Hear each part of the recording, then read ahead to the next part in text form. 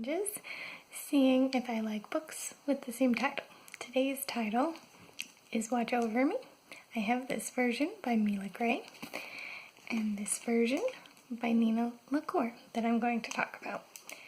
So as just a heads up, if you end up wanting to read either of these books, they are both about abuse, and there's like parental abuse, basically, is kind of the big thing with it. So that's kind of a heavy topic. This one also had a lot of physical romance stuff. That was a lot, at least for me. It probably wasn't like too graphic or anything, but I tend to skip over a lot of that interaction. So that's there too, if that's something that's going to bother you. Since I'm already holding it, let's just talk about this one to start off. So this one opens with someone getting shot. And it's implied through that part that it's the main character's father who's doing it, and then she's trying to like protect her boyfriend, and that's kind of the general setup you get in it. And then it goes back in time and it's like, here's how we got here. And it starts with her family's home catching on fire because someone sets off a car bomb on her car, and then it like catches their house on fire too. And her father used to be in prison, but he's just recently been let out, so they kind of think that it was him who has done that. And yeah, that's kind of the general setup of it. Her father was abusive, which is how he ended up in prison. They finally thought they were free of him, but he actually got out earlier than he was supposed to. All that kind of stuff. That's the general thing that's going on here. On top of that, we have her and the boyfriend that she meets, and so it's this weird juxtaposition of there's this like horrific paranoia storyline with her father, and then her developing a romance at the same time, and I felt a little like whiplash from juxtaposing those two things together.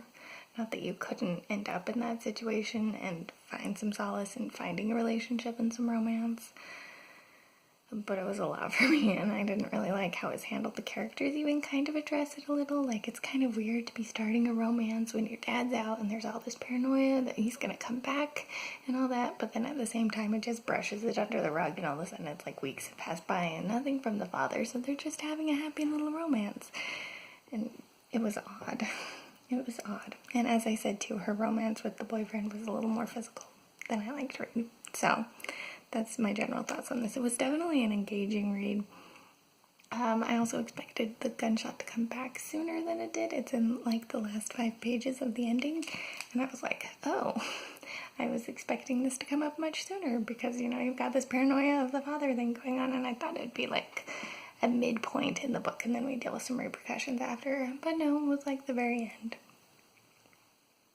I don't know. I was torn by that one. On the other hand, we have Watch Over Me by Nina LaCour, which I adored. So this one handles like some grief and abuse in a much different way.